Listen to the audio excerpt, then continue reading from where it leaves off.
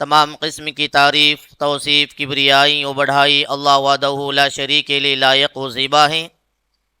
سبحان اللہ و بحمدہ سبحان اللہ العظیم۔ درود و سلام نازل ہوں سارے انبیاء علیہ الصلاۃ والسلام پر، بالخصوص میرے اور آپ کے آخری نبی جناب محمد صلی اللہ علیہ وسلم پر صلی اللہ علیہ وسلم۔ حاضرین جمعہ، خواتین اسلام، خطبہ جمعہ کی مناسبت سے جس موضوع کو منتخب کیا گیا ہے وہ موضوع ہے استقبال رمضان۔ اللہ رب العالمین کا بے حد شکر و احسان ہے کہ وہ ایک اور مرتبہ ہماری زندگی میں ماہ مبارک خیر و برکتوں سے بھرپور رمضان المبارک کو اللہ تعالی ہم پر سایہ فگن ہونے کر رہا ہے۔ یہ اللہ تعالیٰ کا بہت بڑا ہمارے پر احسان ہے۔ ایک ایسا مہینہ جو قرآن کے نزول کا مہینہ ہے تو وہی مغفرتوں سے بھرپور مہینہ ہے۔ ایک ایسا مہینہ جس مہینے میں بندوں کے دلوں میں تقوی و پرہیزگاری، اطاعت و فرما برداری کا جذبہ پیدا ہوتا ہے۔ اس مہینے کا احساس انہی لوگوں کو ہوتا ہے جو لوگ حقیقت میں مغفرت کے طلبگار ہونے کے ساتھ اللہ تعالیٰ کی رضا، اس کی خوشنودی، اس کے تقرب کے لیے بڑی کوششیں کرتے ہیں۔ یہ لمحہ کسی بھی صورت میں ضائع نہ ہونے پائے، اس کے لیے آدمی بڑی کوششیں کرتا ہے۔ اللہ کے نبی صلی اللہ علیہ وسلم کا معمول تھا جب ماہ مبارک آ جاتا تو آپ اپنے ساتھیوں کو اس ماہ کی مبارکباد دیا کرتے تھے۔ آپ دیکھیں گے اللہ کے نبی علیہ السلام بیان فرماتے ہیں شہر آتاکم، کہ رمضان کا مہینہ تمہارے پاس آ چکا ہے، مبارکن، ایک بابرکت مہینہ ہے، فرض اللہ علیکم صیاما، اس ماہ میں اللہ نے تمہارے لیے روزوں کو فرض قرار دیا ہے، تفتح ابواب الجنہ وتغلق ابواب الجحیم، جنت کے دروازے کھول دیے جاتے ہیں تو جہنم کے دروازے بند کر دیے جاتے ہیں۔ للہ فیہ لیلہ، اس میں اللہ تعالیٰ کی ایک رات ایسی ہوتی ہے اگر کوئی بندہ اس خیر سے محروم ہو جائے وہی محروم ہونے والا ہوتا ہے۔ حدیث میں غور کریں، اللہ کے نبی علیہ السلام صحابہ اکرام کو باقاعدہ ماہ مبارک رمضان المبارک کی ساعتوں کے بارے میں، اس کی گھڑیوں کے بارے میں، اس کے آنے کی مبارکباد بھی دیا کرتے تھے۔ اس سے حدیث سے معلوم یہ ہوتا ہے ہم آپس میں ماہ مبارک یعنی رمضان کی مبارکبادی بھی دے سکتے ہیں۔ میرے بھائیوں، یقیناً ہمارے لیے رمضان کا مہینہ پانا یہ صرف مہینہ نہیں ہے بلکہ اللہ تعالیٰ کی ایک بہت بڑی نعمت ہے جو ہمارے پر سایہ فگن ہونے جا رہی ہے۔ ایک ایسا مہینہ جس میں اللہ تعالیٰ بندوں کے گناہوں کو معاف کر کے انہیں جہنم سے نکال کر جنت میں اللہ تعالیٰ داخل فرما دیتا ہے۔ ایک ایسے مہینے کی ہمیں قدر کرنا ہے۔ ہمارے اسلاف اکرام کے بارے میں آتا ہے وہ 6 ماہ پہلے اس ماہ کے آنے کے بارے میں دعائیں کرتے تھے، اور جب یہ مہینہ پا جاتے ہیں، اس مہینے کے ملنے کے بعد وہ اللہ کی رضا کے لیے، اللہ کی خوشنودی کے لیے، اللہ کا تقرب حاصل کرنے کے لیے بڑی کوششیں کیا کرتے تھے۔ محنتوں سے بھرپور ان کی زندگی ہوا کرتی تھی۔ میرے بھائیوں، حضرت ابو طلحہ بیان فرماتے ہیں کہ 2 آدمی اللہ کے نبی علیہ السلام کی خدمت میں حاضر ہوتے ہیں اور دونوں کے دونوں ایک وقت میں اسلام قبول کر لیتے ہیں۔ ان 2 میں سے ایک آدمی زیادہ عبادت گزار ہوتا ہے اور وہ شہادت کا مقام پا کر وہ شہید بھی ہو جاتا ہے۔ ایک دوسرا آدمی پہلے والے آدمی کے بنسبت کم عبادت گزار ہوتا ہے، 1 سال تک زندہ رہتا ہے اور اس کا بھی عام انتقال ہو جاتا ہے۔ حضرت ابو طلحہ بیان فرماتے ہیں ایک رات میں نے خواب دیکھا، یہ دوسرا والا آدمی پہلے والے آدمی سے جنت میں پہنچ چکا ہے۔ خواب بڑا تعجب ہوتا ہے، حیرانگی ہوتی ہے، لوگوں کے سامنے پیش کرتے ہیں میں نے ایسا خواب دیکھا ہے، پہلا والا عبادت گزار بھی تھا، وہ شہید بھی ہو جاتا ہے، دوسرا والا کم عبادت گزار ہے اور عام اس کی موت واقع ہوتی ہے، لیکن میں نے خواب میں عجیب چیز یہ دیکھی کہ دوسرا والا آدمی شہادت پانے والے آدمی سے پہلے جنت میں داخل ہو چکا ہے۔ لوگوں کے سامنے بیان کرتے ہیں، لوگ بڑی حیرانگی تعجب کا اظہار کرتے ہیں۔ بات چلتے چلتے جب اللہ کے نبی علیہ السلام کے پاس پہنچ جاتی ہے، اللہ کے نبی علیہ السلام بیان فرماتے ہیں الیسا قد مکث ھذا بعد سنم، کیا ایسا نہیں ہے کہ پہلے والے آدمی کے مقابلے میں دوسرا والا آدمی 1 سال تک زندہ رہا؟ فادرک رمضان فصامہم، اس نے رمضان کا مہینہ پایا، اس میں روزے رکھا، وصلی کذا و کذا، اور سال بھر اس نے اتنی اور اتنی نمازیں بھی پڑھ لی ہیں۔ تو اللہ کے نبی بیان فرماتے ہیں یہ دوسرا والا آدمی اور ان دونوں کے درمیان میں جنت کا جو فاصلہ ہے، یہ زمین اور آسمان کے درمیان کا جتنا فاصلہ ہے، ان دونوں کے درمیان بھی اتنا ہی فاصلہ ہے۔ اللہ اکبر۔ میرے بھائیوں، حدیث میں غور کریں، اس واقعے میں جو عبرت ہمیں ملتی ہے، رمضان کا پانا یقیناً یہ ہمارے لیے بہت خوش نصیبی کی بات ہے، یہ اللہ تعالیٰ کا خصوصی فضل و کرم ہمارے پر ہے، کیونکہ رمضان کا پانا اور اس میں مغفرت طلب کر لینا، معاف ہو جانا، جہنم سے آزادی کا پروانہ، جنت میں داخل ہو جانا، یہ معمولی بات نہیں ہوتی ہے، یہ انہی لوگوں کو نصیب ہوتی ہے جن پر اللہ کا خاص فضل ہوتا ہے۔ ذرا اندازہ لگائیں میرے بھائیوں، گزشتہ رمضان میں ہمارے ساتھ رہنے والے کتنے ہمارے رشتہ دار تھے، دوست و احباب تھے، اب رمضان آنے سے پہلے وہ ہماری آنکھوں سے اوجھل ہو چکے ہیں، وہ ہماری آنکھوں کے سامنے آج خبر میں مدفون ہیں۔ وہ لوگ جنہیں ہم نے خبر میں دفنا چکے ہیں، وہ گزشتہ رمضان میں ہمارے ساتھ 5 وقت نمازوں میں پیر سے پر ملا کر، کندھے سے کندھے ملا کر کھڑے ہونے والے تھے، ہمارے ساتھ وہ ہمارے کو کھجوروں پیش کرنے والے تھے، ہمارے ساتھ قیام اللیل میں ساتھ ہونے والے، افطاری میں ساتھ رہنے والے، سحری میں کبھی ساتھ رہنے والے، جو خیر کے کام ہوتے ان خیر کے کاموں میں ہمارا ساتھ دینے والے، ہماری مدد کرنے والے، ہماری رہنمائی کرنے والے، لیکن کیا دیکھتے ہیں آج وہ ہماری آنکھوں کے سامنے نہیں ہے۔ اگر ہم زندہ ہیں، یہ اللہ تعالیٰ کا بہت بڑا شکر و احسان ہے، اللہ نے ہمیں زندگی بخشی، اللہ نے ہمیں صحت و تندرستی سے نوازا ہے۔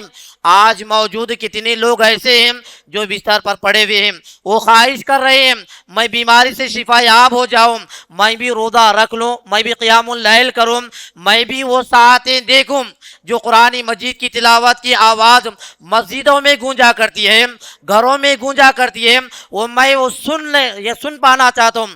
آج آدمی خواہش کر رہا ہے لیکن پیر سے معذور ہے، تو کوئی آدمی پیٹ کی وجہ سے مجبور ہے، کوئی آدمی کینسر کی وجہ سے مجبور ہے، حتی الامکان آدمی کوشش کر رہا ہوتا ہے کہ بیماری سے شفا یاب ہو جاؤں، میں بھی روزہ رکھوں، میں بھی قیام کروں، لیکن اللہ نے ان کے حق میں یہ نصیب نہیں رکھا ہے۔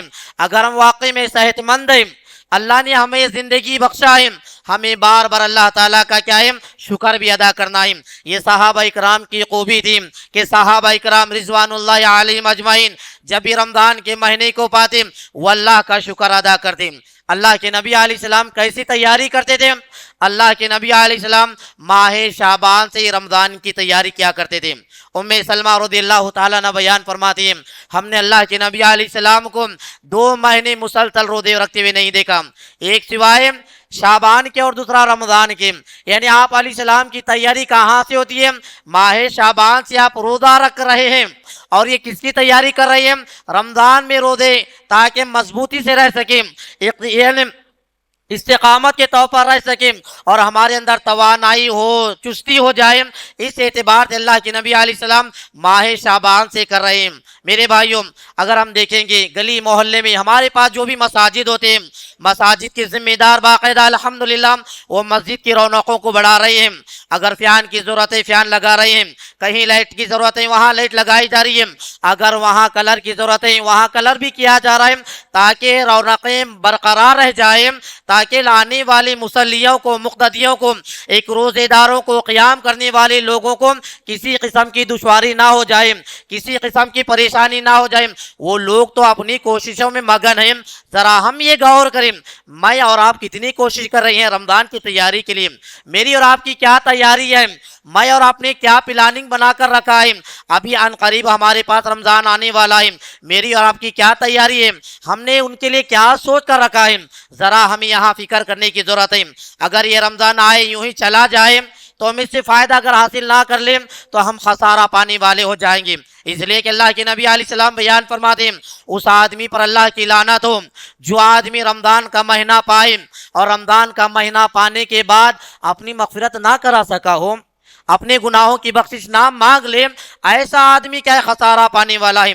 لہذا ابھی سے ہم تیار رہیں، تیاری کریں، اور بھرپور ہمیں تیاری کے لیے وہاں مگن بھی ہونا چاہیے۔ میرے بھائیو اس بات کو یاد رکھیں، رمضان کی تیاری کے لیے ہمیں سب سے پہلے کیا کرنا ہوگا؟ اپنے دلوں کو پاکیزہ بنانا ہے، اپنی نیتوں کو اس کی اصلاح کرنے کی ضرورت ہے۔ وہی آدمی رمضان سے فائدہ اٹھا لیتا ہے جو لوگ اپنے دلوں کی اصلاح کر لیتے ہیں، اپنے دلوں کے حال کو جان لیتے ہیں اور انہیں سدھارنے کی کوشش کرتے ہیں۔ اگر ہمارا دل سدھر جائے ہمارے باقی اعمال میں بھی کیا ہے بہتری آ سکتی ہے۔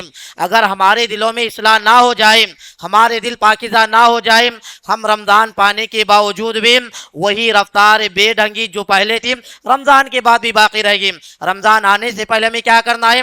نیتوں کی اصلاح کر لینا ہے، کیونکہ اعمال کی جو بنیاد ہے جس پر اللہ کی نظر ہوتی ہے وہ دل کا معاملہ ہے۔ دل کو اللہ تعالیٰ دیکھتا ہے۔ اللہ کے نبی علیہ السلام بیان فرماتے ہیں ان اللہ لا ينظر الى اجسامکم ولا الى صورکم، اللہ تعالیٰ تمہاری صورتوں کو، تمہارے جسموں کو نہیں دیکھتا ہے، ولکن ينظر الى قلوبکم اعمالکم، بلکہ اللہ تعالیٰ تمہارے دلوں کو اور تمہارے اعمال کو دیکھتا ہے۔ تمہارے دل میں کتنی اخلاص ہے، تمہارے اعمال میں کتنی سچائی ہے، کتنے تم متبع سنت ہو، اس چیز کو اللہ تعالیٰ کے یہاں دیکھا جاتا ہے، پرکھا جاتا ہے۔ اب ہمیں غور کرنا ہوگا، ہمارے دل میں نیت اگر اخلاص ہو جائے، یہ اخلاص کی خوبی اگر پیدا ہو جائے، کیونکہ اسی دل میں دراصل وہاں تقوی بھی پیدا ہوتا ہے، اللہ کا ڈر بھی پیدا ہوتا ہے، اسی دل میں وہاں حسد بھی جمع ہوتا ہے، اسی دل میں ریاکاری بھی جمع ہوتی ہے، اسی دل میں تکبر بھی جمع ہوتا ہے، اسی دل میں لوگوں کو نیچا کرانا، لوگوں کو دکھ پہنچانا یہاں جمع ہو جاتا ہے۔ پیارے نبی علیہ السلام نے بھی بیان فرماتے ہوئے کہا الا وَإِنَّ فِي الْجَسَدِ مُضْغَةً، لوگو خبردار رہو، جسم میں ایک ٹکڑا ایسا ہے، اگر وہ ٹکڑا اگر اس کی اصلاح ہو جائے، وہ سدھر جائے، تمام جسم کیا سدھر جائے گا۔ اگر وہ بگڑ جائے تو تمہارے جسم تمام کا تمام بگڑ جاتا ہے۔ الا وہی قلب، وہ کون سی چیز ہے، وہ کون سا ٹکڑا ہے جس کی اصلاح کرنی ضرور ہے؟ وہ ٹکڑا ہے دل کا ٹکڑا ہے۔ اگر ہمارا دل محفوظ معمون ہے اور اس دل میں کسی کے بارے میں کوئی برا خیال نہیں ہے، نہ حسد ہے، نہ کینہ ہے، نہ کپٹ ہے، نہ عداوت ہے، نہ دشمنی ہے، تو ایسا دل اللہ تعالیٰ کے ہم محبوب، اور یہ دل والا جو بھی عبادت کرے گا اللہ اس کی عبادت کو قبول فرما لیتا ہے۔ اسی لیے میرے بھائیوں، کسی شاعر نے بھی کیا خوب کہا ہے، رمضان آئے تو پہلے اپنے دل کو سنوار لیں، رمضان آئے تو پہلے اپنے دل کو سنوار لیں، کینہ، حسد، غرور سب اس سے اتار دیں، روزہ بھی قبول، صدقہ بھی رنگ لائے گا جب نیتوں کو خالص للہ برقرار رکھا جائے۔ یعنی اگر ہمارے دل یقیناً اللہ تعالیٰ کی رضا کے لیے ہوں گے، اس دل میں اللہ تعالیٰ کے پیغامات ہوں گے، تو ایسی صورت میں اللہ ہمارے روزوں کو بھی قبول فرمائے گا اور ہماری چھوٹی بڑی تمام عبادات کو اللہ تعالیٰ قبول فرما لیتا ہے۔ یعنی استقبال رمضان کے لیے سب سے بنیادی ضروری کیا عمل ہے؟ ہم اپنے دل کی اصلاح کرنا چاہیے۔ اگر ہم نے اپنے دل کی اصلاح کر لی تو ہمارے دیگر اعمال بھی وہاں محفوظ اور معمون ہو سکتے ہیں، کیونکہ دل پر تمام معاملہ رکھا گیا ہے۔ اسی دل میں اللہ کا ڈر موجود ہے، اخلاص موجود ہے، وہ اپنی زبان کو بھی قابو میں رکھنے والا ہوگا۔ اگر اسی دل میں اللہ کی رضا کی طلبگار موجود ہو جائے، وہ اپنے ہاتھ سے کسی کو تکلیف دینے والا نہیں ہوگا، وہ اپنے پیٹ میں حرام لوگوں کو داخل کرنے والا نہیں ہوگا، وہ اپنے پیروں کو حرام کاری کی طرف کبھی چلانے والا نہیں ہو سکتا ہے۔ اسی لیے تمام معاملات کا کہاں انحصار رکھا گیا ہے؟ دل پر رکھا گیا ہے۔ انما الاعمال بالنیات، اعمال کا دار و مدار نیتوں پر ہے۔ ہمیں اپنی نیتوں کو خالص بنانا ہے، نیتوں کی اصلاح کرنے کی ہمیں آج ضرورت ہے۔ اسی طرح حاضرین اکرام، یہ جو ماہ مبارک ہے آنے والا ہے، اس ماہ مبارک میں ہمیں سب سے زیادہ کن باتوں پر توجہ دینی ہے؟ وہ اللہ تعالیٰ کی عبادت پر ہمیں خصوصی توجہ دینا ہے، یعنی نیکیوں کے ہمیں تلاش کرنا ہے، نیکیوں کے اوپر ہمیں زندگی گزارنا ہے۔ اس لیے کہ رمضان کے موقع پر، رمضان میں جو عبادتیں کی جاتی ہیں، عام دنوں میں کی جانے والی عبادتوں میں بہت زیادہ اس کا اجر و ثواب بڑھا جاتا ہے۔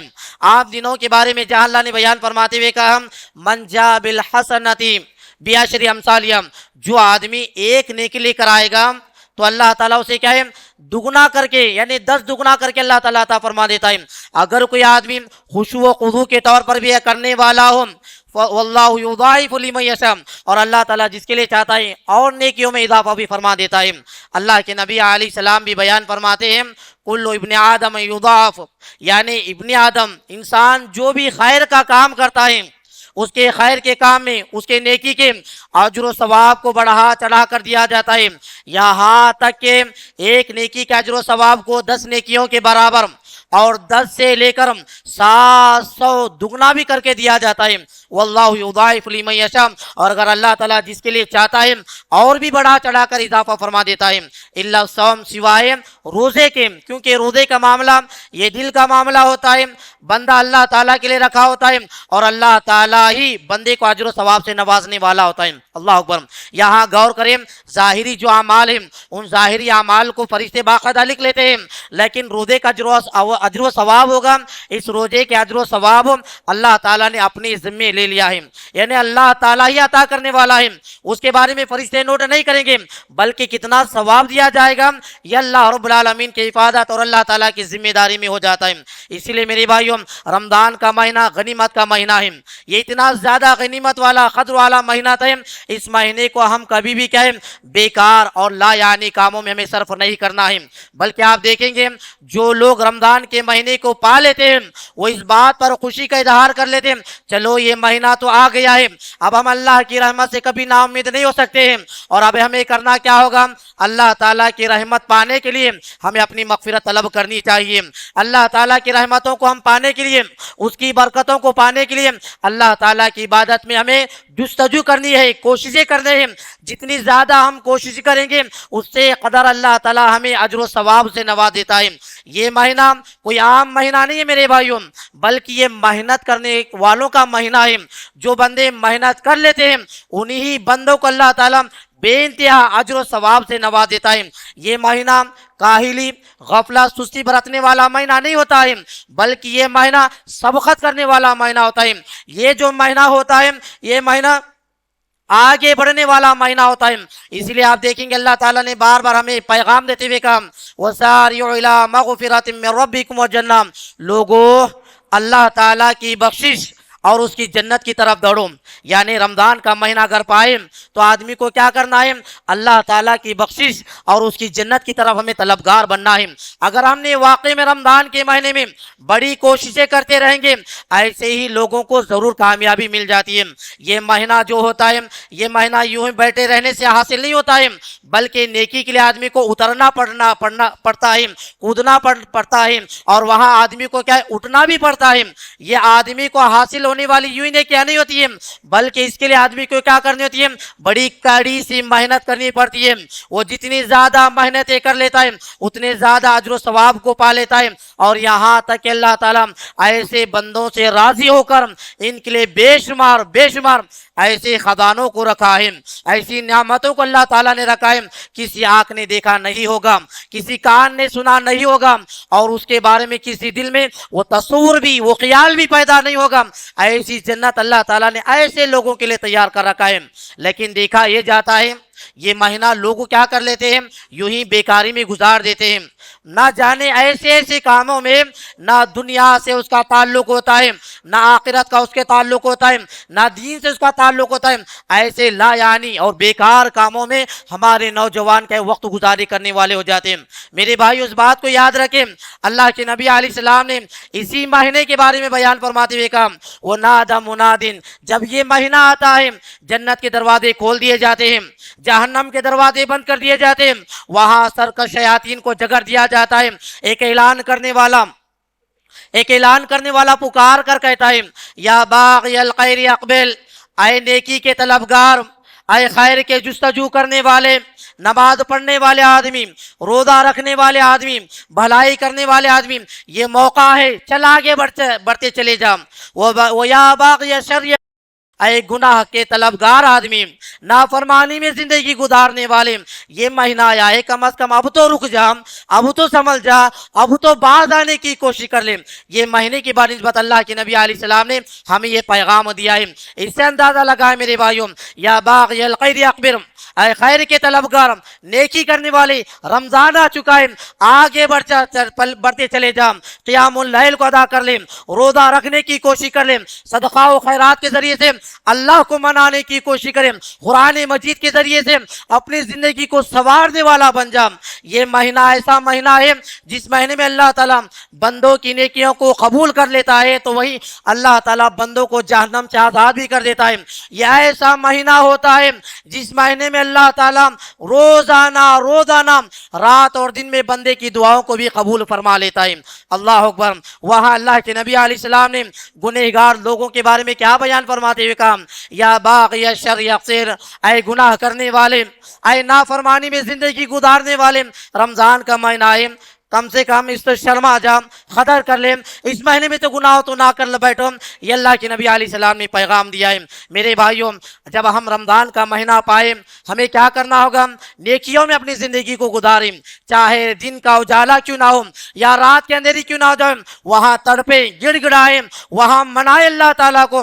بے انتہا ہم گنہگار ہیں، ہم نے ایسے ایسے گناہ کے کام کر لیے، ہمارے گناہ کی وجہ سے قریب ہے اللہ تعالیٰ زمین کو چیر کر ہمیں اس میں دفنا دے، قریب ہے کہ آسمان ہمارے پر پھٹ پڑے، قریب ہے کہ اللہ تعالیٰ ستاروں کو ہمارے پر چھوڑ دے۔ ایسے گناہ ہم کر بیٹھے ہیں، لیکن اللہ کا یہ شکر و احسان ہے، اللہ ہماری زندگی میں دوبارہ تیبارہ یہ موقع عطا فرما رہا ہے۔ اس موقع کو ہمیں کیا ہے، موقع نہ سمجھیں بلکہ فائدہ اٹھانے کی میں کوشش کریں۔ اگر رمضان آئے چلا جائے، ہم یوں ہی زندگی گزار لیں تو ہمیں خسارہ پانے والے ہو جاتے ہیں۔ اسی لیے میرے بھائیوں، یہاں رمضان کا مہینہ پانے کے بعد ہمیں استقبال ملے، ہمیں کیسے کرنا ہوگا؟ رمضان کی تیاری کے لیے سب سے پہلا جو فریضہ ہمارے لیے بنتا ہے، رمضان میں جو عبادتیں کی جاتی ہیں ان عبادتوں کے بارے میں مکمل جانکاری حاصل کر لیں۔ رمضان میں جو بھی عبادتیں ہم کرتے ہیں، چاہے وہ ہمیں روزہ رکھنا ہو، قیام اللیل کرنا ہو، قرآن مجید کی تلاوت کرنا ہو، دعائیں کرنا ہو، استغفار کرنا ہو، توبہ کرنا ہو، اللہ کی طرف رجوع کرنا کیوں نہ ہو جائے، یا جو بھی خیر کے کام ہم کر لیتے ہیں، چاہے ہم زکوٰۃ دینے والے کیوں نہ ہو، صدقہ و خیرات کرنے والے کیوں نہ ہو، یہ تمام عبادتوں کے بارے میں ہمیں کیا ہے، جانکاری حاصل کرنی چاہیے۔ لوگ ایسے بھی ہوتے ہیں، رمضان کا مہینہ پا لیتا ہے، روزہ رکھ لیتا ہے، فون لگاتا ہے اہل علم کو، فلاں کے بارے میں کیا خیال ہے اور فلاں کے بارے میں کیا رائے، اس وقت پوچھا جاتا ہے، حالانکہ اس وقت اس کا روزہ ٹوٹ چکا ہوا ہوتا ہے۔ یہ غفلت اور اسی سستی میں نہیں کرنی ہے، بلکہ رمضان آنے سے پہلے رمضان میں کی جانے والی عبادتوں کے بارے میں مکمل جانکاری ہمارے پاس ہونی چاہیے۔ ان عبادتوں میں جو ایک عبادت ہے روزہ رکھنے کی عبادت ہے، آپ دیکھیں گے اللہ رب العالمین نے اہل ایمان پر مسلمانوں کو روزہ رکھنا یہ فرض قرار دیا ہے۔ اللہ کے نبی علیہ السلام نے روزہ رکھنے کے بارے میں اور اس کی فضیلت کو بیان فرماتے ہوئے کہا، من صام رمضان ایمانا، جو آدمی ایمان کے ساتھ، یقین کے ساتھ ثواب حاصل کرنے کے ارادے سے رمضان کا روزہ رکھ لیتا ہے، غفر لہ ما تقدم من ذنبہ، اللہ تعالیٰ اس کے پچھلے تمام گناہوں کو معاف فرما دیتا ہے۔ یعنی اگر ہم رمضان کا روزہ رکھیں، اللہ پچھلے تمام گناہوں کو معاف فرما دیتا ہے۔ یہی نہیں، ایک اور حدیث میں اللہ کے نبی بیان فرماتے ہیں، حضرت ابو امامہ باہلی کہتے ہیں کہ ان فی الجنت بابا، کہ جنت میں ایک دروازہ ایسا ہے جسے باب الریان کہا جاتا ہے، اور اس ریان نامی دروازے سے صرف روزے دار ہی داخل ہو جائیں گے، اور روزے داروں کے علاوہ کوئی دوسرا آدمی داخل نہیں ہوتا ہے۔ جب روزے دار قیامت کے دن وہاں پہنچ جائیں گے، یقال این الصائمون، این الصائمون، جب وہاں روزے دار قیامت کے دن پہنچ جائیں گے، وہاں پکارنے والا پکار کر کہے گا، کہاں ہے روزے دار، کہاں ہے روزے دار، کہاں ہیں وہ لوگ جو اللہ کی رضا کے لیے بھوک کو برداشت کرتے رہے، پیاس کو برداشت کرتے رہے، اور اپنی خواہشات نفس کو بھی کہیں اللہ تعالیٰ کے لیے قربان کرتے رہے۔ وہ سحری میں اٹھ کر انہوں نے سحری کو انجام دیا، افطار کے وقت انہوں نے افطار کرتے رہے، اور اللہ کی رضا کے لیے انہوں نے کیا، آنکھوں کا بھی روزہ رکھا، منہ کا بھی روزہ رکھا، پیٹ کا بھی روزہ رکھا، ہاتھوں کا بھی روزہ رکھا، اور پیروں کا بھی وہ لوگ روزہ رکھتے رہے۔ ایسے روزے داروں کو فرشتے کہیں گے، این الصائمون، کہاں ہے روزے دار؟ جب یہ روزے دار کھڑے ہو جائیں گے، ان روزے داروں کو باب الریان سے داخل کر دیا جائے گا۔ جب وہ دروازے سے داخل ہو جائیں گے روزے دار، اس ریان نامی دروازے کو بند کر دیا جاتا ہے۔ اللہ اکبر۔ یہاں اندازہ لگا میرے بھائیوں، روزے داروں کے لیے اللہ تعالیٰ نے ایک اسپیشل گیٹ کو بنا کر رکھا ہے تاکہ اسی دروازے سے داخل ہو جائیں، اسی اسی گیٹ سے داخل ہو جائیں اور ان کے علاوہ کوئی دوسرا رمضان یعنی قیامت کے دن داخل بھی نہیں ہو سکتا ہے۔ یہ اللہ تعالیٰ نے روزے داروں کے لیے خصوصی انعام رکھا ہے، خصوصی پیغام اللہ تعالیٰ نے صرف اور صرف روزے داروں کے لیے رکھا ہے۔ اگر ہم غور کریں گے میرے بھائیوں، یہ روزہ وہ چیز ہے جو بندے کو جہنم کی آگ سے ڈھال بنا دیتا ہے۔ اگر ہم روزہ رکھیں گے تو ہمارے پر جہنم کی آگ کبھی بھی کیا نہیں پڑ سکتی ہے، اور ایسے بندے جو روزہ رکھنے والے ہوں گے جہنم میں کبھی بھی لوگوں کو داخل بھی نہیں کر دیا جاتا ہے۔ یہ روزے کا فائدہ ہے، یہ روزے کا انعام ہے، ان بندے کو اللہ تعالیٰ عطا کر رہا ہے جو بندہ رمضان کا روزہ رکھنے کی کوشش کر لیتا ہے۔ اگر بندہ رمضان کا روزہ نہیں رکھ لیتا ہے، ایسا آدمی سب سے زیادہ غلیظ ترین اور سب سے زیادہ نافرمان اور کبیرہ گناہوں میں مبتلا ہونے والا ہوتا ہے۔ لوگ بہانے بناتے ہیں، سر درد ہو رہا ہے، پیٹ درد ہو رہا ہے، معمولی سی خاصی کیا آ گئی، معمولی سی کیا سردی آ گئی، روزہ آدمی چھوڑ دیتا ہے۔ زیادہ گرمی ہے، زیادہ بھوک لگنے والی ہے، تڑپ جاؤں گا، مر جاؤں گا۔ ارے انسان، اگر تو اسی حالت میں مر جاتا تو سیدھا جنت میں چلا جاتا، اس لیے کہ جو بندہ روزے کی حالت میں انتقال کر جائے اس بندے کو اللہ تعالیٰ جنت کا مستحق بنا دیتا ہے۔ یہ روزے کا انعام ہے میرے بھائیوں۔ لوگ معمولی سی روزے کو چھوڑ دیتے ہیں، یہ سمجھ کر چھوڑ دیتے ہیں بھوک کی ڈر کی وجہ سے، گرمی کی وجہ سے اور پیاس لگنے کی ڈر کی وجہ سے کہیں میرا انتقال نہ ہو جائے، یہ سوچ کر آدمی چھوڑ دیتا ہے۔ اگر اسی حالت میں روزے دار اگر انتقال کر بھی جاتا ہے، اللہ تعالیٰ کیا انعام دیتا ہے، وہ بندے کو سیدھا اللہ تعالیٰ جنت میں پہنچا دیتا ہے۔ یہ روزے کا فائدہ ہے۔ اسی طریقے سے میرے بھائیوں، ہمیں رمضان کے استقبال کے لیے ایک اور تیاری کے طور پر کیا عمل کرنا ہے؟ یہاں ہمیں 5 وقتہ نمازوں کی پابندی کرنا ہے۔ لوگ روزہ رکھ لیتے ہیں، سحری کر لیتے ہیں، سحری کرنے کی بات کیا ہے؟ فجر کی نماز بھی ان کی بستر میں ہو جاتی ہے اور وہ سیدھا افطار کے وقت کھڑے ہو جاتے ہیں۔ یہ روزہ تو ان کا ہو ہی جاتا ہے لیکن مکروہ میں شمار ہوتا ہے۔ آپ نے رمضان کی جو عبادتیں کرنی ہے اس عبادتوں کو آپ نے ضائع کر دیا۔ رمضان کے دن میں جو عبادتیں اور وہاں دعاؤں کو اللہ تعالیٰ قبول کرنے والا تھا اس سے آپ محروم ہو جاتے ہیں۔ اسی لیے جہاں روزہ فرض ہے وہاں آپ کے اوپر نماز بھی فرض ہے۔ ایسا نہیں کہ آپ نے روزہ رکھ کر بڑا کمال کر لیا ہے، روزہ بھی رکھنا ہے، ساتھ میں آپ کو کیا کرنا ہے؟ 5 وقتہ نمازوں کی بھی پابندی کرنی ہے۔ اور اس کے علاوہ ہمیں جو کام کرنا ہے وہ قیام اللیل کا، تہجد کا خاص اہتمام کرنا ہے۔ اللہ کے نبی علیہ السلام بیان فرماتے ہیں افضل الصلاۃ بعد الفریضہ صلاۃ اللیل، یعنی فرض نماز کے بعد جو سب سے افضل نماز ہے، جو سب سے بہتر نماز ہے وہ تہجد کی نماز ہے، وہ قیام اللیل کی نمازیں ہیں۔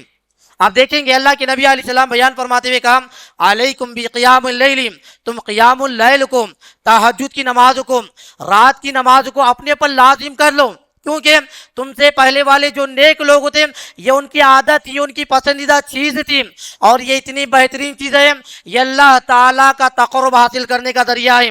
جہاں یہ اللہ کا تقرب حاصل کرنے کا ذریعہ ہے وہ مکفرات للسیئات، گناہوں کو مٹانے کا ذریعہ ہے، وہ منہات للآثام، برائیوں کو دور کرنے کا بھی ذریعہ ہے۔ یعنی اللہ تعالیٰ کا تقرب حاصل کرنے کا، گناہوں کو مٹانے کا اور برائیوں کو روکنے کا جو ذریعہ ہے وہ قیام اللیل کو ادا کرنا ہے۔ آپ نہ جانے کتنے ایسے لوگ ہوتے ہیں جو قیام اللیل ادا نہیں کر پاتے ہیں، یا ایسے لوگ بھی ہوتے ہیں جو قیام اللیل کے بارے میں بڑی کاہلی، بڑی سستی کا مظاہرہ کر لیتے ہیں۔ میرے بھائیوں، رات کی نماز کے بارے میں اللہ کے نبی علیہ السلام سے جب پوچھا گیا تو پیارے نبی علیہ السلام نے 2 رکعتیں بتایا ہے۔ آپ دیکھیں گے، یہاں غور کریں، اللہ کے نبی علیہ السلام نے قیام اللیل کو، تراویح کی نماز کو، قیام اور تہجد کی نماز کو اللہ کے نبی علیہ السلام نے سب سے بہترین عبادت شمار فرمایا ہے۔ یہ اللہ تعالیٰ کی پسندیدہ قربت کا ذریعہ ہونے کے ساتھ ساتھ گناہوں کو مٹانے اور نافرمانی کے کاموں سے روکنے کا جو ذریعہ ہوتا ہے، یہاں اس بارے میں ذرا فکر کرنے کی، غور کرنے کی ضرورت ہے۔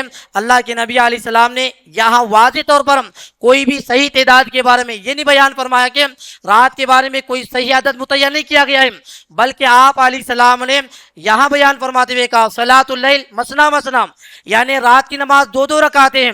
اور اللہ کے نبی علیہ السلام کا جو معمول تھا جس کے بارے میں اما عائشہ بیان فرماتی ہیں، جب ان سے پوچھا گیا کہ اللہ کے نبی علیہ السلام کی رات میں نمازیں کیسے ہوا کرتی تھی تو اما عائشہ رضی اللہ تعالیٰ نے جواب دیتے ہوئے کہا ما کان رمضان یزید فی غیرہ، یعنی رمضان کا موقع ہو یا غیر رمضان کیوں نہ ہو، آپ 11 رکعت سے زیادہ نہیں ادا کرتے تھے، آپ 11 رکعت سے زیادہ نہیں ادا کرتے تھے۔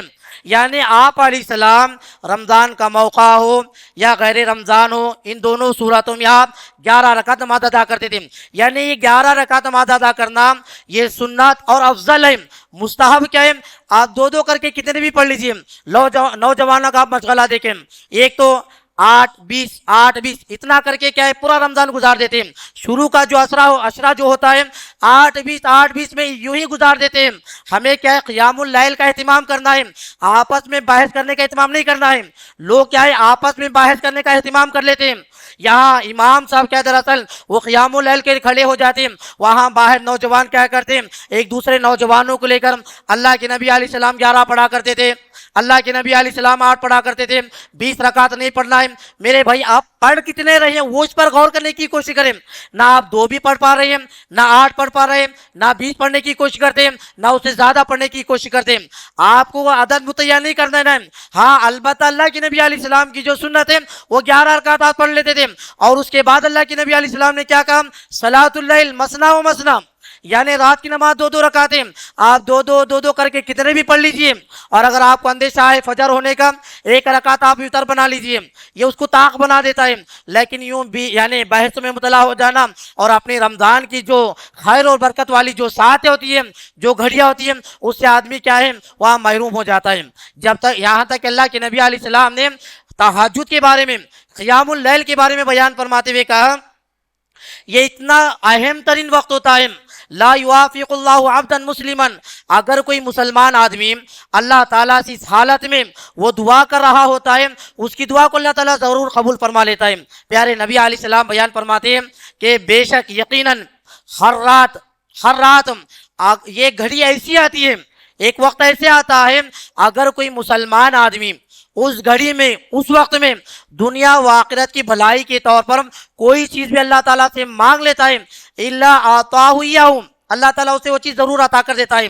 لہذا ہمیں کوشش کریں رمضان کی راتوں میں ہمیں کیا کرنا ہے، زیادہ سونا نہیں ہے، اور نہ ہی زیادہ ہمیں کیا ہے وہاں غب شپ میں یا فضولیات میں اپنے وقت کو گزار دیں، بلکہ وقت میں اہم ترین ہے اس وقت میں ہمیں کم سوئیں اور زیادہ عبادت کرنے کی کوشش کریں، اور اس صورت میں بندہ جو بھی دعائیں کر لیتا ہے اللہ تعالیٰ اس کی دعاؤں کو قبول بھی فرما لیتا ہے۔ نہ جانے آج ہم غور کریں میرے بھائیوں کتنے لوگ پریشان حال ہیں، کتنے ایسے لوگ ہیں جو بیمار ہیں، وہ چاہتے ہیں کہ بیماری ٹل جائے، بیماری ختم ہو جائے، شفا مل جائے۔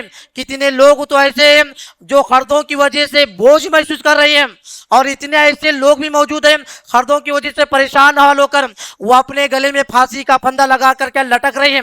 کتنے لوگ تو ایسے ہیں وہاں قرضوں کی وجہ سے وہاں بوجھ محسوس ہو کر یعنی پریشان ہو کر ظاہر پھر کر مرنے کی کوشش کر رہے ہیں۔ اگر ایسے لوگ وہ راتوں میں اٹھے قیام کریں، تہجد کی وقت میں اٹھے دعائیں کریں، اللہ ان کی دعاؤں کو ضرور قبول کر لیتا ہے۔ کتنے لوگ تو ایسے ہوتے ہیں جو اپنے کاروباری مسائل کو لے کر بڑے پریشان حال ہوتے ہیں، ایسے لوگوں سے یہی گزارش ہے وہ قیام اللیل کا اہتمام کریں۔ اللہ تعالیٰ کا یہ وعدہ ہے اگر آپ دعائیں کریں گے تو اللہ آپ کی دعاؤں کو قبول کر لیتا ہے۔ اگر آپ ہاتھ اٹھا کر دعا کر رہے ہیں آپ کا ہاتھ نیچے چلا جائے اس سے پہلے اللہ تعالیٰ آپ کی دعا کو قبول فرما لیتا ہے، کیونکہ یہ رمضان کا موقع ہی یہ ایسا موقع ہوتا ہے اس کی راتیں تو راتیں جن میں بھی جو عبادتیں کی جائیں، جن میں بھی جو دعائیں کی جائیں، اللہ تعالیٰ ان دعا کو بھی رد نہیں کرتا ہے، انہیں نہیں ٹال دیتا ہے، بلکہ آپ کی دعا کو اللہ تعالیٰ ضرور قبول فرما لیتا ہے۔ اسی لیے میرے بھائیوں یہ قیام اللیل کا یہ تہجد کا جو وقت ہوتا ہے بڑا بہترین وقت ہوتا ہے۔ اس وقت ہم کیا کر لیتے ہیں وہاں گہری نیند میں چلے جاتے ہیں، وہاں سو جاتے ہیں، اور وہاں اللہ تعالیٰ کی طرف سے جو فرشتہ بار بار پکار رہا ہوتا ہے، ہائے کوئی مانگنے والا، ہائے کوئی طلب کرنے والا، ہائے کوئی گناہ سے معافی مانگنے والا، کیا ہم اسے معاف کر دیں، ہم اس کی دعاؤں کو قبول کر لیں۔ بار بار ندا لگانے والا ہوتا ہے، پکارنے والا ہوتا ہے۔ مسلمان ایسے ہوتا ہے خواب غفلت میں آرام سے سو رہا ہوتا ہے، جس وقت میں اللہ تعالیٰ روزی کو بانٹ رہا ہوتا ہے، جس وقت میں اللہ تعالیٰ مغفرت کے پروانے دے رہا ہوتا ہے، جس وقت میں اللہ تعالیٰ مشکل لوگوں کی پریشانی کو دور کرنے والا ہوتا ہے، اس وقت مسلمان کیا کر رہا ہوتا ہے وہاں بستر پہ بستر اوڑھ کر پہلو بدل بدل کر سونے والا ہوتا ہے، لیکن جو مومن ہوتا ہے، جو سچا مسلمان ہوتا ہے، وہ اپنے بستروں سے علیحدگی اختیار کر کے وہ قیام اللیل کرنے والا ہوتا ہے۔ وہ راتوں میں کیا کرنے والا ہوتا ہے؟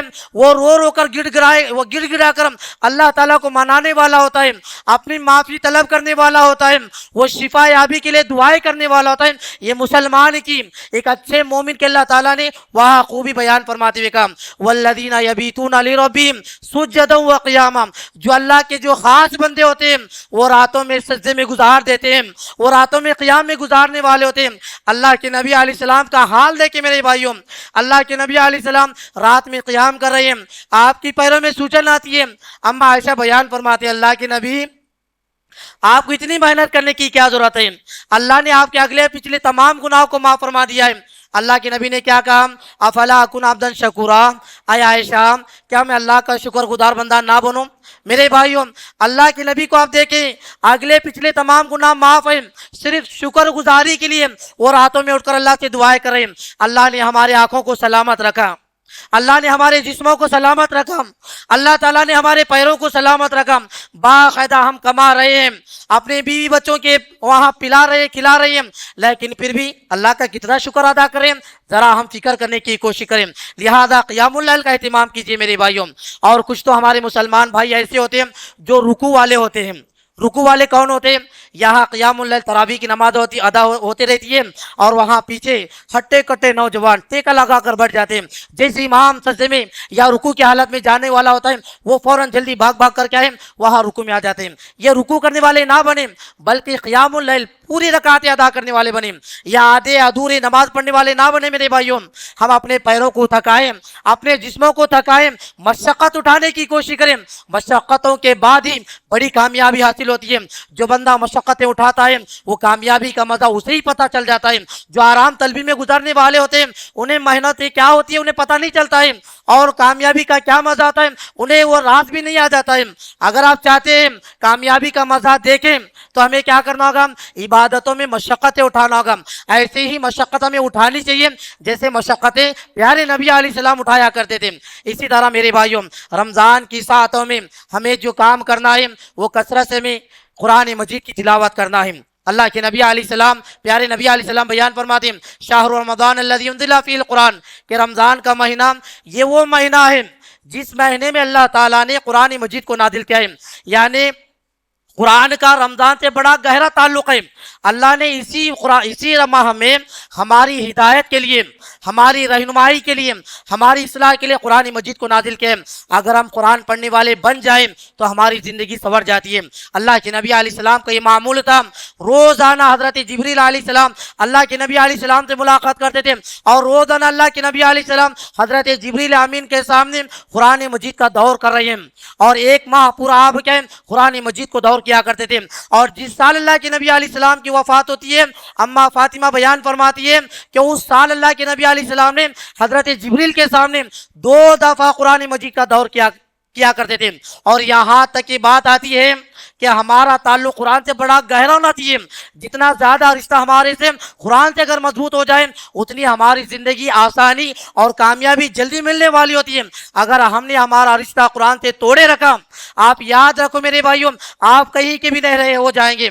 پہلے زمانے میں یا پہلے کچھ سالوں میں اگر ہم دیکھیں گے نوجوانوں سے یہ مساجد بھرا کرتی تھی، نوجوان باقاعدہ قرآن مجید مصحف کی شکل میں لے کر رحال کو اپنے سامنے رکھ کر بلند آواز سے قرآن مجید کی تلاوت کیا کرتے تھے۔ آج کا نہ بوڑھا قرآن پڑھ رہا ہے نہ بچہ قرآن پڑھنے کی کوشش کرتا ہے، سارے کے سارے کیا ایک حمام میں سب لنگے کے طور پر نظر آ جاتے ہیں۔ اب ہوتا کیا ہوتا ہے لوگ کیا موبائلوں میں غپ شپ کرنے والے ہو جاتے ہیں، موبائل لیٹ لیتے ہیں اور وہاں ویڈیو گیم کھیلنا شروع کر دیتے ہیں۔ کوئی ریل سے دیکھنے والا ہوتا ہے، کوئی کامیڈی دیکھ رہا ہے، کوئی کیا فضولیات میں وقت کو برباد کر رہا ہے۔ میرے بھائیوں یہ جو رمضان کی جو ساعتیں ہیں اس رمضان کی ساعتیں آپ کو ریل سے دیکھنے کے لیے نہیں ہے، یہ رمضان کی جو ساعتیں ہیں رمضان کے جو لمحات ہیں یہ آپ کو کامیڈی دیکھنے کے لیے نہیں عطا کیے گئے بلکہ آپ کی مغفرت کے لیے، یہ اللہ کی رحمتوں کو پانے کے لیے۔ اس موقع کو اگر آپ چھوڑ دیں گے تو پھر یہ موقع آپ کو کبھی ہاتھ سے آنے والا نہیں ہوتا ہے۔ اسی لیے میرے بھائیوں رمضان کے موقع پر اگر ہم اسلاف کا عمل دیکھیں گے، حضرت امام مالک رحمہ اللہ، امام شافعی رحمہ اللہ یا امام احمد بن حنبل ہو، یہ بڑے بڑے اپنے وقت کے بڑے مفتی تھے، بڑے مدرس، شیخ الحدیث ہونے کے باوجود बावजूद भी वो तमाम मसरूफियात को छोड़कर वो कोने में बैठते हैं और पूरे रमजान में कोई 60 दफा कुरान पढ़ रहा है, कोई 30 मरतबा कुरान को दौर कर रहा है। आज के नौजवान को देखें 60 मरतबा तो दूर की बात, 60 सफ़े ख़त्म करना उसके लिए बड़ा बोझ महसूस होता है। ये आज हम मुसलमानों की हालत है। हम जब से हमने कुरान से अपना रिश्ता तोड़ दिया उस वक्त क्या है, मुसीबतें, ये बलाएं, ये आफतें, ये परेशानियां हमारी ज़िंदगी में दाखिल हो चुकी हैं, क्योंकि हमने कुरान से अपना रिश्ता तोड़ दिया है। जब कोई बंदा कुरान से रिश्ता तोड़ देता है वो अल्लाह ताला से भी दूर हो जाता है और लोगों को अल्लाह ताला लोगों से दूर फरमा देता है। अगर हम चाहते हैं हम कामयाब ज़िंदगी गुजार सकें, हमारी ज़िंदगी में जो आफत है ये ख़त्म हो जाए, हमें कुरान से गहरा ताल्लुक़ रखना होगा।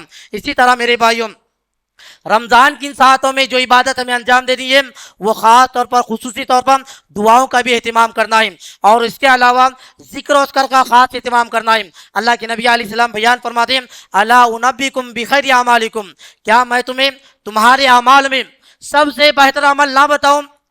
ये ऐसा अमल है कि अल्लाह ताला के नज़दीक पाकीज़ा भी है, तुम्हारे दर्जात को बुलंद करने वाला भी है और तुम्हारे लिए सोना चांदी खर्च करने से भी बेहतर है और तुम्हारे लिए इस बात से भी बेहतर है कि तुम मैदान जंग में दुश्मनों का मुकाबला करो, दुश्मन तुम्हारी गर्दनों को उड़ाएं और तुम उनकी गर्दनों को उड़ाओ। इससे बेहतर भी क्या अमल ना बताओ?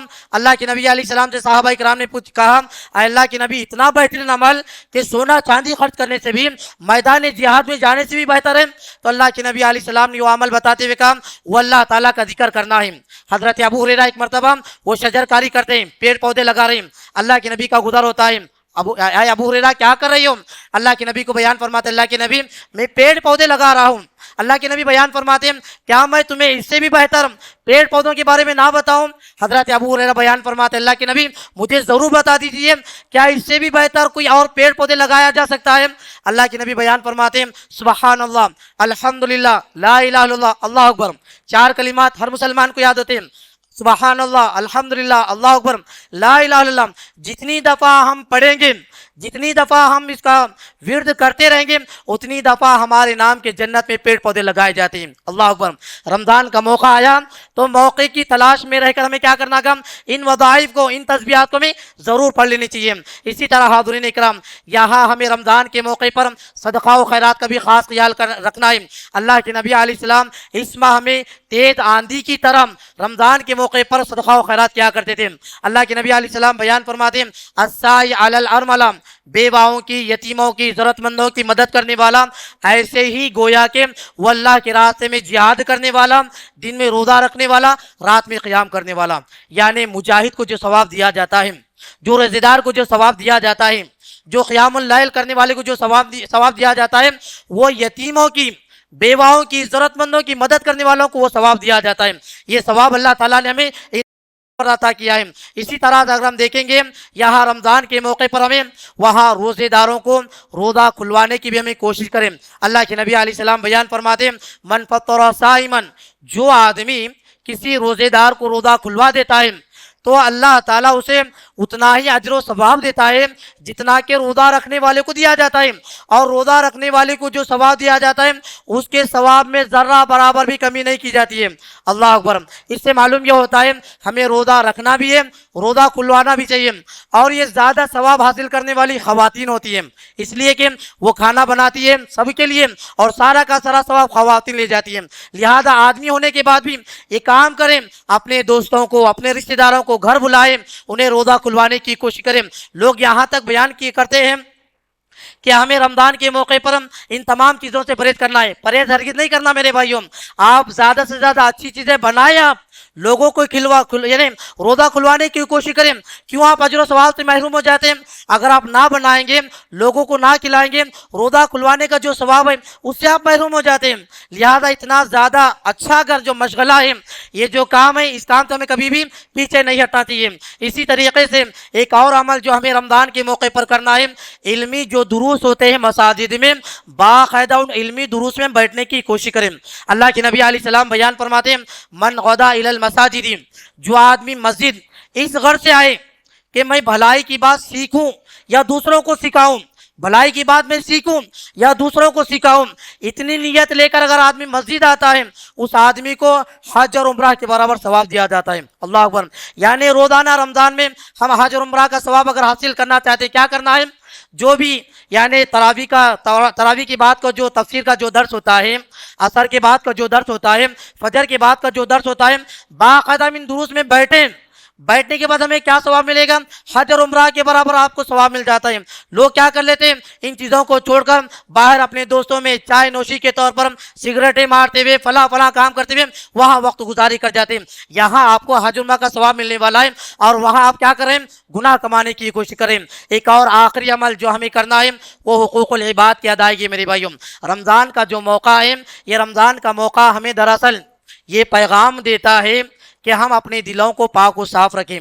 हम अपने दिलों में कीना है, बुग़्ज़ है, अदावत है, दुश्मनी है, नफरत है, हसद है, इन तमाम चीज़ों को ख़त्म करने की कोशिश करें। अगर हमने रमज़ान आने से पहले अपने दिलों में इन कीना कपट को दूर नहीं किया और रमज़ान आए चला गया, हमने रमज़ान के हक़ को छोड़ दिया है और हमने रमज़ान से कोई हक़ हासिल भी नहीं कर लिया है।